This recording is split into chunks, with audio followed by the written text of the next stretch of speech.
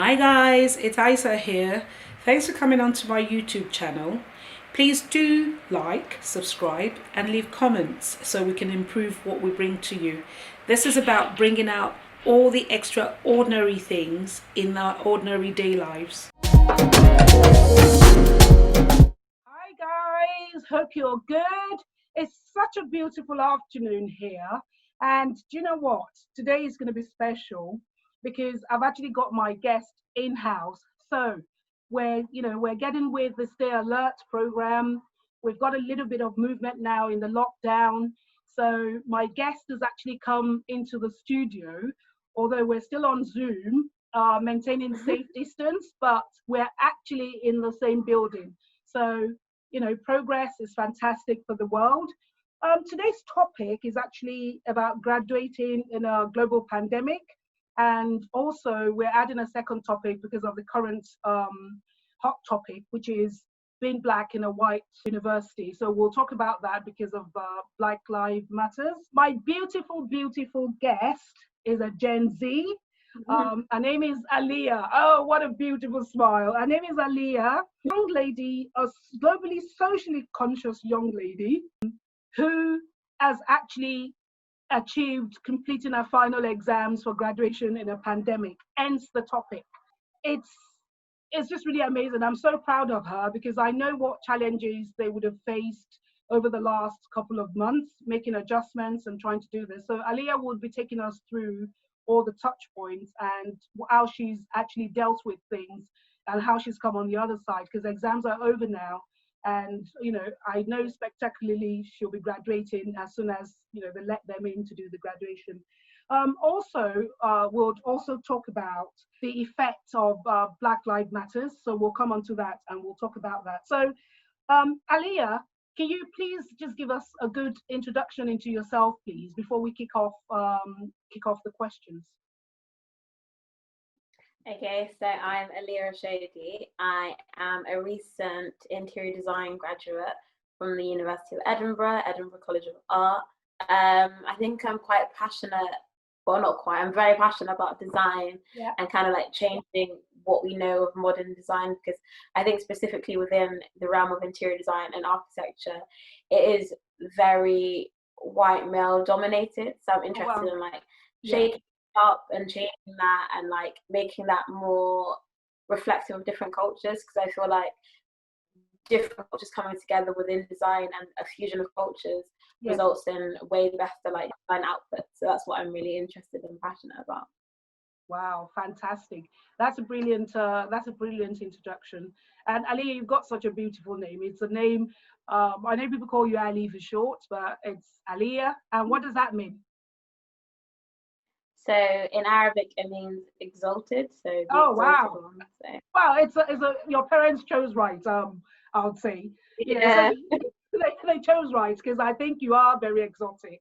And you've got this taste around, and it's probably why you like interior design, etc., as well. So, being a fresh graduate, I can't wait. I know you guys will take the world by storm, and I can't wait to see what you produce when you get out there. So, just going into the questions I've got for you, can you tell me the challenges that you faced in the last 4 months of trying to graduate in a pandemic?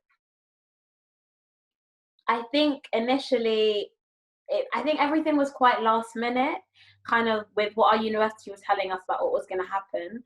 So me and my flatmate were kind of on alert, like, are we going to go home? Are we not going to go home? And then we finally decided we were going to go home from Edinburgh. And then within the next day, we booked our tickets and we were on our way. So that was a bit stressful, like moving out of our flats and kind of like getting to grips with that. And the university basically gave us like a 1 week time period of when we could collect our stuff and we could still go into the building. And the thing about interior design or like design courses in general is a lot of the time you need quite a bit of equipment or quite a bit of software. So you need things like CAD software, you need like Photoshop and things like that. And a lot of the software is easier to use on a PC than on a laptop. So it was a bit difficult initially, kind of moving from being used to using maybe 2 or 3 screens at uni to now being in your home using one screen and stuff like that.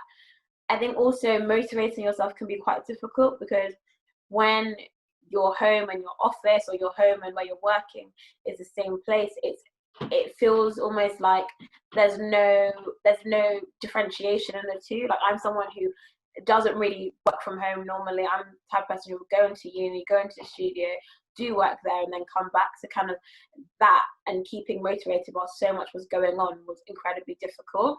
Wow, And for me, initially, that's such a very important point, actually. yeah, Because motivation in a situation like this can just be really so hard. So, well done to you for pulling through, and probably for your generation as well, because I can imagine what it would have been like, and which is why we're talking about this. Final year students is probably a lot worse than other students that would have to adjust. So, yeah, please carry on. I think also for me as well, initially, one thing I think about my course is that we, especially me and my flatmate, because we both study interior design, we would like kind of push ideas against each other, and kind of that back and forth. I think even people who work in offices probably miss that. There's like simple chats that you have between people who are doing similar things to you was kind of missed. So that was a bit difficult at first, but then we kind of like learned to still like update each other, show each other our work and stuff like that, because I think that getting feedback from other people, especially within design, is very important, because a lot of design in reality is working with other people. It's not just this kind of self-contained thing. I think also for me a big challenge was, at first, my environment. I wasn't working in a good environment. So I was working like in my bed, I was working like on a sofa, and I wasn't elevating my hands and like working in the most ergonomic environments. So initially, I think maybe a week or two into working from home, I started to develop quite a lot of like pain in my wrists, which obviously I wasn't able to go to the hospital or the doctors to know properly. But I spoke to somebody who was a nurse, and they said maybe it was carpal tunnel. So like, even the environment I was working in, I wasn't working in I wasn't working in the best way I possibly could. And I was being lazy. I'll sort of say you weren't working in the optimum fashion. Exactly. That took a while to recognize, actually, because absolutely, it took me quite a while.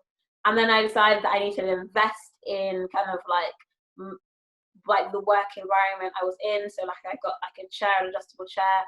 I got an ergonomic keyboard that my mum had, an ergonomic like mouse. Like, simple things like that make such a difference, because especially when you're working for extended periods of time, it's very easy to like develop strain. So it was like little things like motivation, correct conditions, optimal conditions, and stuff like that, I think were probably the hardest things initially.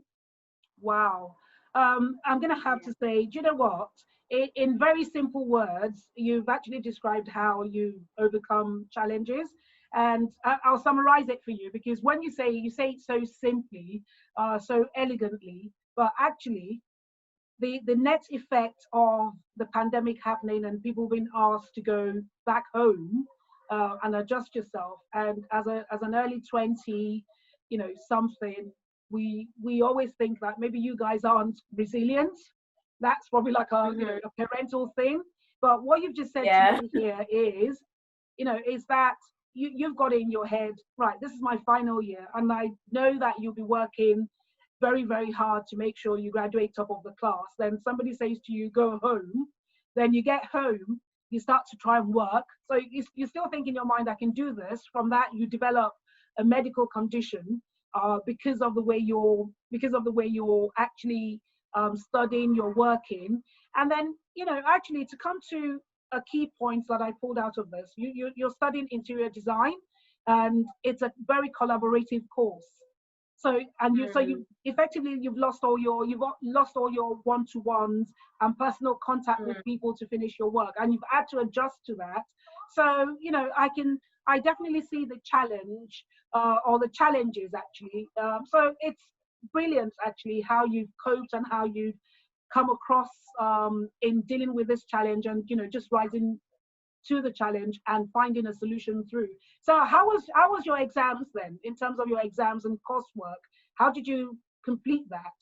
So my course is more, it's not exam based, it's coursework based. So essentially you have a project in your final year, you come up with a brief for that project, and you basically do the whole design process. So initially it's research, and then you do like your studio, so like plan, sections, design kind of thing, and then you have the 4C, which is like professional practice. So that's involved with kind of CV, cover letter, portfolio, things that are kind of gonna get you a job.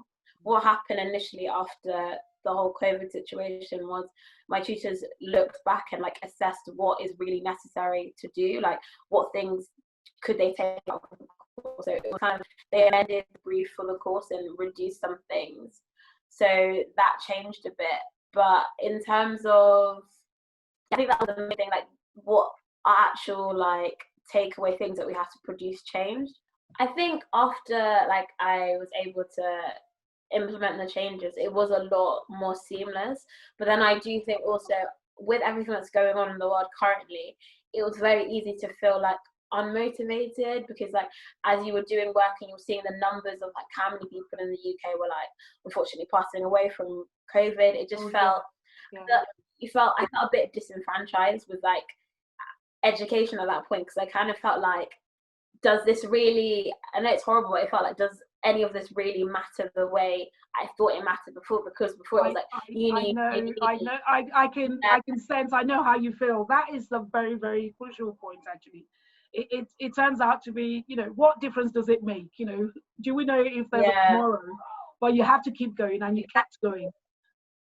Yeah. Well yeah, done, well done. Kept going. Yeah.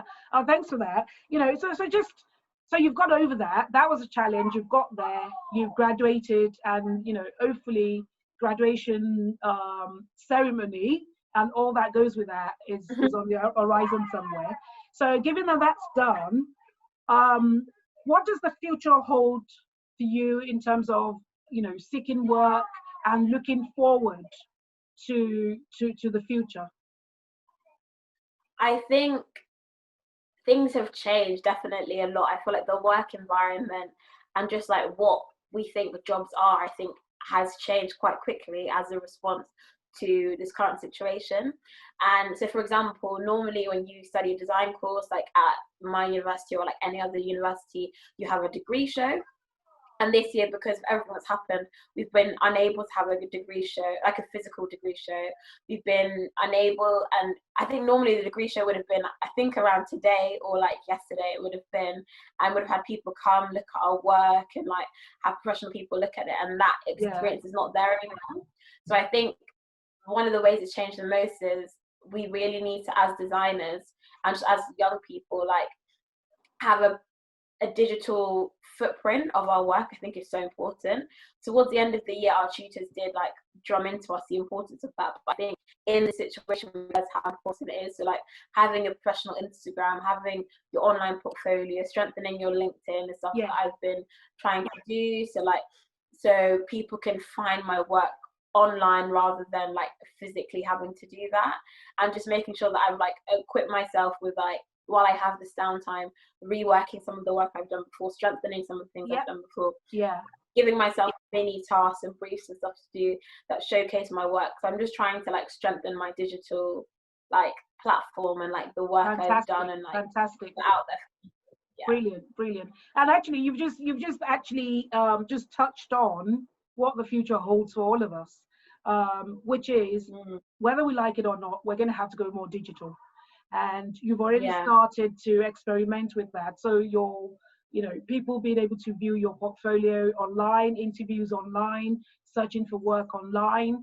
And what I can see, going forward is pre the COVID pandemic, for the people that have had a chance to interact with each other, I guess you carry that relationship across into the new, post-COVID world of digital. I guess where the challenge will probably come is when we come across new people and you have to build a relationship remotely and online. But I guess when we get there, we'll deal with that challenge and find a way to navigate ourselves around that. So, thank you so much for that perspective, because I felt it was really important to just actually get a gauge of what it means for a fresh graduate. 2020 has been for want of a better word, a hard year so far for all of us, and to actually have to do something that you've worked 4 years consistently hard for, and your degree is a 4-year course, and with just a few months to go, things just change. But you've dealt with it brilliantly, Aaliyah. You've dealt with it. I mean, I've known you for a while, and I know your character. Set, conscious, a detailed person, very helpful, and also very ambitious. So I know that you're going to scale this anyway, but it's good to really get your view on what it's been like for a lot of people in your situation. So thanks a lot for that. One of the other things that we're talking about, so you're lucky actually, apart from us doing this face to face, you're also one of the first people that I'm actually doing 2 topics with, which which given the current situation. So just a little bit about what's been going on in the news. We know the topic is about, Black Lives Matters, what's happened in the US, but also reflective of what's happening or has happened in the past in the UK about race relations. So I just thought, you went to University of Edinburgh, which we all know it's predominantly a white university institution. So I just want to, given the current situation and given the experiences you've had been there over the last 4 years, just give us a feel of what it is for your generation, so Gen Z, about being Black in a white institution. So just for context, the University of Edinburgh is one of the worst Russell Group universities when it comes to admitting Black students. So wow. It has one of the lowest numbers. So for example, I think in 2016, if I'm correct, the statistics for Black students, which is the year I joined, was 0.7% of the total university body. When you consider the fact that again, did you say 0.7? Yeah, 0.7%. Not even 1%. So it's no, not even 1%. It's incredibly low. Wow. So yeah, throughout, I think that was an adjustment for me because obviously I'm from London, a very diverse area and a very diverse space. So kind of being thrown into this very white space, it is quite difficult to navigate. So I think with me, I was really interested in kind of creating and taking up space and kind of highlighting that Black people are here and Black people are doing things in Edinburgh, and also trying to question why are so few Black students kind of going to the University of Edinburgh. So especially during my second year, I was very involved with the Afro-Caribbean Society. I was a part of the events team, so that was basically trying to make events that allowed Black students within the University of Edinburgh to foster friendships. We had career events, so we were just kind of involving Black people in Edinburgh within the wider community. I was also on I also was quite involved with the BME campaign. So that was Black and Minority Ethnic Students campaign.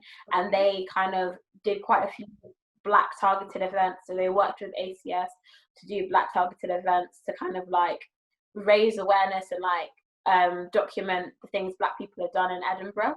So I think during Black History Month, we had a photography campaign where one of the Black students, Whammy, took some pictures of Black students within the University of Edinburgh, and it featured within the university magazine and the university newspaper. So that was quite a big thing to kind of show that Black people have always been in Edinburgh, Black people are a part of Edinburgh. I think I was also involved with Discover Ed, and it's this group that specializes in uncovering Black history of Black history and things that Black people have done within Edinburgh. So it was looking at primary sources of newspapers that show Black people who have attended the University of Edinburgh and their experiences at the University of Edinburgh. So I think basically what I'm saying is I'm quite interested in visibility of Black people, because even though there is 0.7% is a small amount, there are still Black people who have gone to the University of Edinburgh and done amazing things, and I feel like it's important to highlight those voices. So even within my interior design and my own practice, that led me to form the brief for my project. So my project was named Legacy, and the whole idea behind it was a Black cultural archive and cultural centre for Black people within Scotland. So it was like a hypothetical project which focused on creating an interior design space and a series of spaces which was about the preservation of Black people within Scotland and encouraging and projecting the voices of Black Scottish people. So that was quite interesting. I'm just gonna have to give you an applause for that as a starting point, because you know, I'm welling up with pride here, because what you've just said to me now is your final year dissertation. You actually looked at it and you've targeted it at your demography, and it's about encouraging your people, your kind, to get up and be doing things. And even though it's 1% or less than 1%, that 1% has made a difference, or can make a difference, and should be able to continue making a difference.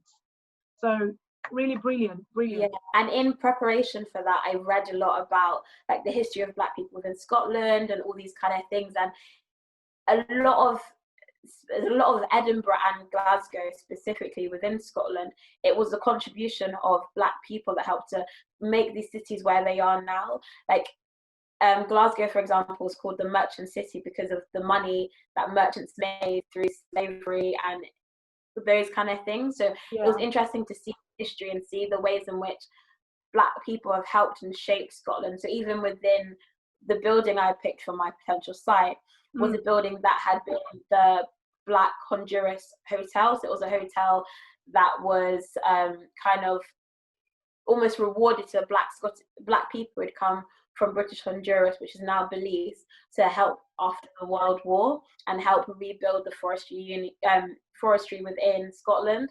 So just kind of things like that, I just think it's really important for people to know more, not just Black people, but just wider society to know more about the contribution that Black people have made within Britain.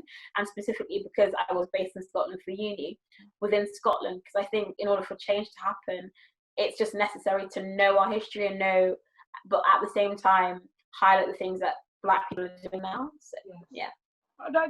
Wow, honestly, I'm really so impressed. And, you know, the way you've talked about it really eloquently makes a difference. So when you see incidents with this Floyd guy that happened and stuff like that, is people just need to learn. It's about being informed. It's about letting go of their bias. And also, I guess, as a Black community, we have to do more. I actually believe very strongly is we have to get our own economy going. You know, it's when you do that is actually when you have a power to target a lot of the misinformation and a lot of the discrimination that goes on. So I'm really, really glad that you started with a project in that area. You called it Legacy, and that's really fantastic. And actually, the more we can show to people that Black people, the Black community have contributed quite a lot over the years, over centuries actually, you know, whether forced or now that they've got a little bit of a free reign to do what they want to do. We're all part of the same human race. And, you know, as long as people don't discriminate against a particular race of people, you know, we can all make the world work. And I'm really so glad, because the reason I'm quite happy with the perspective you're sharing is it's slightly different for myself and a lot of my other generation, because we're effectively first generation living in the UK.